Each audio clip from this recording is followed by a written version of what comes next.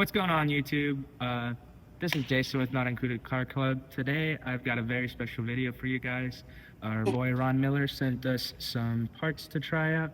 I've got a titanium intake, a water pump pulley, and a Whoosh Motorsports blow-off valve adapter with a HKS SSQV. So, without further ado, let's get into it.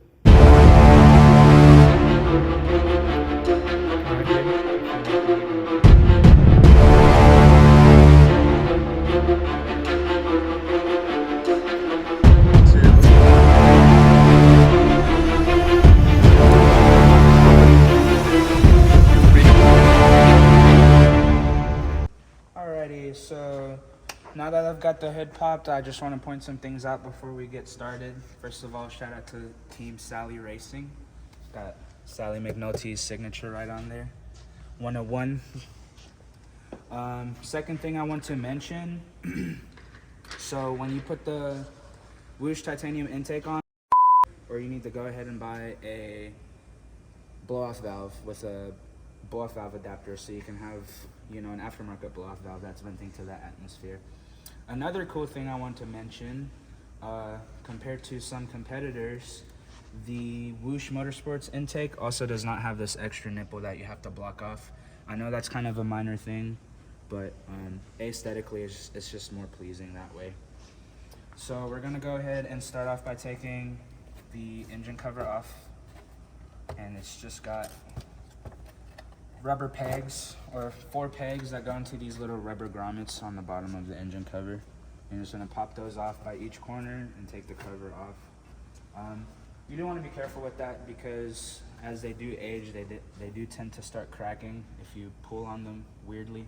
So just make sure that you're actually getting under each of these corners and popping it up before you take the engine cover off. So now that we have the engine cover off, this is an aftermarket intake, but the install is going to be pretty much the same as a stock intake. The only difference being when you have your stock intake, this inlet is going to be one piece. This aftermarket intake has a silicone inlet with a inlet adapter right here. So when you have the stock one, it's just going to be one tube right here, and then you'll have it attached to that rubber part of the intake, and it'll go to the box. Also, since we have a aftermarket intake and not a stock intake, there's also going to be some things that will differ from your install if you have a stock intake. The main thing being, you're going to have a air box right here that houses the stock air filter. It's going to be attached with 2 clips right here. There's going to be 1 bolt right here, 1 bolt right here, and if I remember correctly, there will be 1 bolt going in right here. You see that hole next to the ECU? Mm-hmm. Yep. So you got 3 bolts holding the intake box in, 2 clips right here. You're just gonna take those bolts out, take those clips out, and there's gonna be a worm gear holding the hose onto the box. So you're just gonna take that off and it should pop right off. Everything else will be pretty much the same for the install. So what I'm going to start off with is I'm going to start off by taking off these hoses. You have one for the crankcase ventilation system, and you have one for the bypass valve. So we're just going to get some pliers and pop these spring-loaded clamps off, slide them back, and you should be able to take those hoses right off of there. So now that you have the intake off the inlet, if you have a stock inlet, like I said, this is going to be 1 piece. If you have a aftermarket inlet, it's going to be 2 pieces. So with the aftermarket inlet, the easiest way to go about this is probably just take this worm gear off and slide this coupler off so you can get better access to the bolts that hold the inlet adapter on. If you have a stock inlet, this is going to be 1 piece, so you're going to have to work around this. Unfortunately, it's going to be a little bit harder for me to get to these with the aftermarket inlet on there. But I'm going to try and show you guys how you're going to take it off if you're stock. Alrighty, so I tried to take the aftermarket inlet off the way that I would on the stock inlet, just so you guys, so it's a little bit easier for you guys to follow along on. But unfortunately, the inlet coupler was just getting in the way of the bolts right here, so I did have to take it off. But like I said, it's going to be the same process. The stock inlet just bolts onto the compressor housing on this side. It has 3 bolts that hold it to the front of it. right, it's going to be the same case. They might not actually be Allen bolts like this aftermarket inlet is. I don't remember. I want to say they were just regular 7 or 8 millimeter bolts. But the concept is the same. You're just going to go right into the front of the bolt and just loosen all 3 of those. You got one up top, you got one right here in this corner, and one right here in this corner. So it's been a while since I've done the stock inlet, but I do remember when I did the stock inlet, it seemed like a lot of people were having troubles doing this stuff at home. And when I actually got to doing it, it didn't seem like it was that hard. You just have to have the proper tools.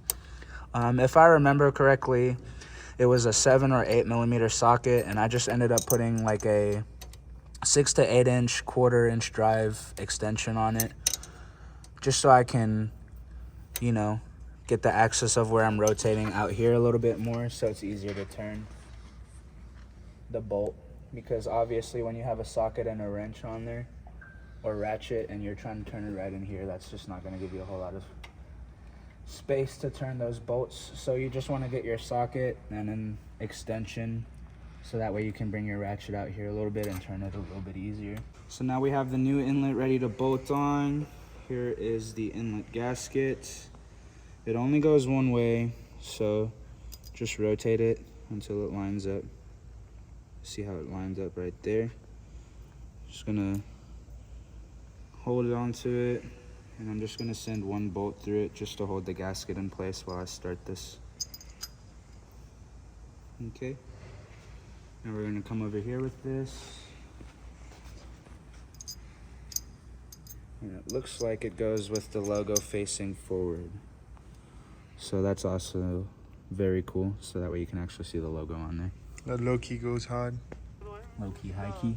It's the day of the day when I roll it through my plug. Got an infrared beam on a 4-5 Glock. Boy, you been pumping, all you ever do is talk. Different stories we didn't. Alrighty, so we have the Whoosh Motorsports inlet adapter on the turbo.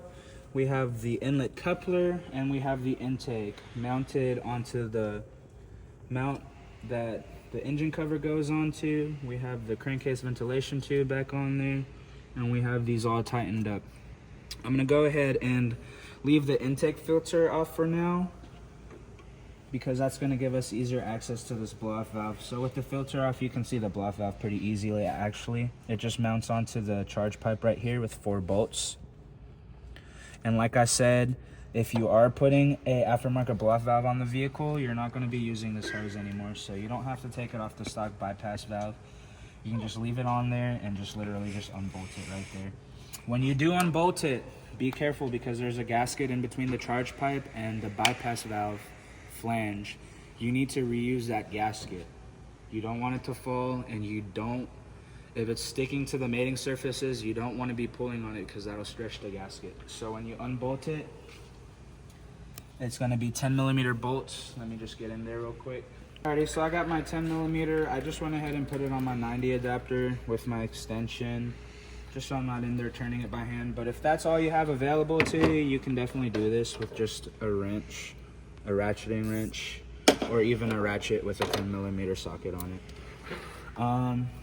So this, look, you got one right here, another one right here, and then there should be 2 on this side. Let me flex this hose out the way. We might actually have to end up getting on these ones with a regular wrench or ratchet. Actually, it looks like it'll come out just fine. Alright, that last one I might have to get to with this.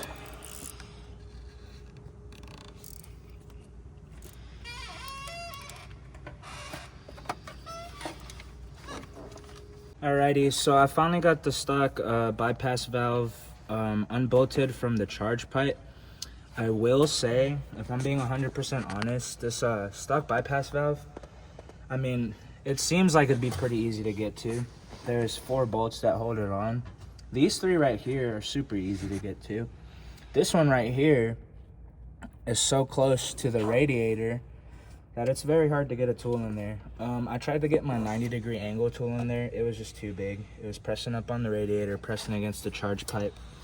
So what I ended up having to do was I took a wrench, or a ratchet, I'm sorry, and a 10mm socket, and I put this little tiny swivel adapter on it. It's like I don't even know how long that is. Don't even ask me to guess. Yeah, so this 10mm on a little swivel adapter on a ratchet, and I just snuck it in there, and it's going to be pressing up on the radiator a little bit, but I just snuck it in there and I kind of held it like this and just cracked the bolt loose. And then once I did that, I took that off of the ratchet and I just worked the bolt out the rest of the way with my finger. So that's more than likely what you're gonna have to do unless you want to take extra stuff off the vehicle. So now that the bypass valve is unbolted, you're gonna have a vacuum line going into the bottom of the bypass valve. It just has a spring-loaded clip on it. You're just gonna pinch the clip, slide it down the hose a little bit, and then on this end, more than likely it's gonna be stuck to the bypass valve. So just get your pliers and twist the hose a little bit, and it should break it loose. So you can just pop it right off. And we're out with the stock bypass valve. So now we have the stock bypass valve. This is that gasket I was telling you about that you're gonna have to reuse. So you wanna be careful with this. You definitely don't wanna use a pick or anything to try and pry it out of there. You also don't wanna pull on the gasket a whole lot. Just try and grab a little corner of it with your fingers.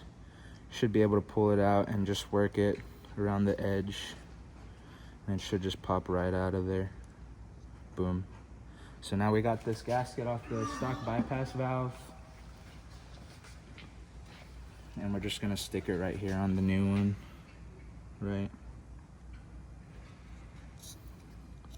Stick it right there into that groove. And just work it around.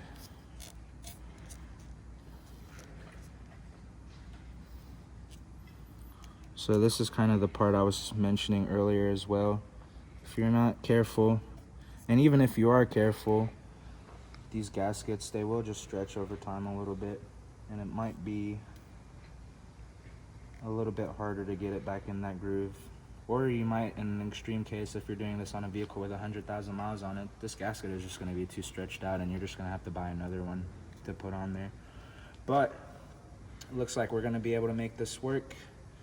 Just for reference, this car does have about 20,000 miles on it. So just put it in there. Just make sure it's sitting flushly. Don't press it in there too hard. So you want the mounting surface to be even still. Alrighty, so for this Whoosh blow-off valve adapter, we did end up choosing the HKS blow-off valve to go with this. So this next part of the install is, I'm not 100% sure. I haven't messed with too many other blow-off valves, so I'm not sure if this is just going to be a proprietary thing to the HKS valve or if this needs to be done on all blow-off valves that you install. But so when we read the instructions on this blow-off valve, it mentions this vacuum filter. So this is a vacuum filter. I'm assuming it filters the vacuum. What you're gonna do with this is you're gonna put it on the boost reference line that goes onto this nipple. So you're just splicing that onto the boost reference line. So for example, for this specific platform, this is our boost reference line, right?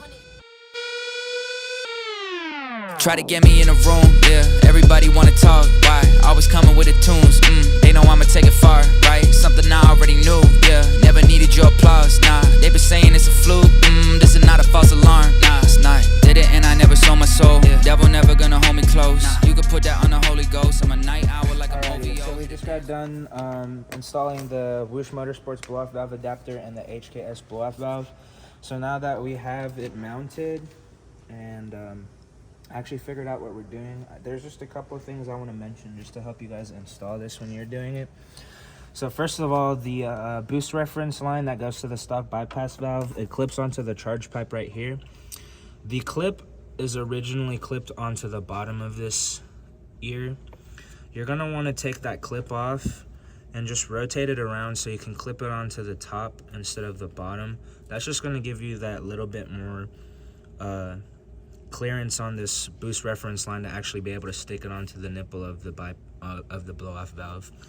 Another thing, when you have your stock boost reference line, it's not going to have this filter on it. This is a vacuum filter. When you put a blow-off valve on the vehicle, you need to install this vacuum filter. When you look at the instructions, it shows you the orientation of the filter, but basically the step side goes towards the manifold and the small side of the filter goes towards the blow-off valve. You're just going to take your boost reference line and you're going to want to go about 3 to 4 inches back and just cut that line and then stick this filter in the line and secure it with zip ties and then secure it onto the blow-off valve. Another thing I want to mention, once you put the blow-off valve on the blow-off valve adapter plate, it does have the ability to rotate. It won't fit in this space if you have it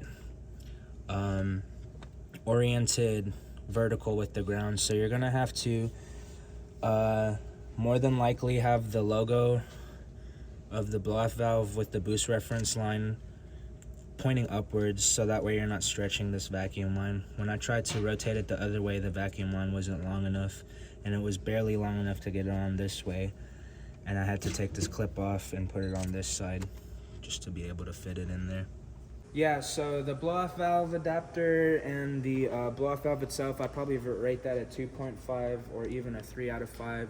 Only reason being, you have a C-clip that holds the blow-off valve onto the blow-off valve adapter. That C-clip is kind of tricky to get on there if you don't have the proper tools. You need a C-clip pliers. You really need a C-clip pliers. If you don't, you're just going to be fighting that clip. It's going to be flying off of your pliers constantly, and you'll be chasing it around. You'll be fighting the clip. You're going to end up scratching your blow-off valve adapter. You're going to end up scratching your blow-off valve. So just do yourself a favor. Go to your preferred parts store, hardware store. Get yourself a pair of C-clip pliers so you can get that C-clip onto the blow-off valve adapter.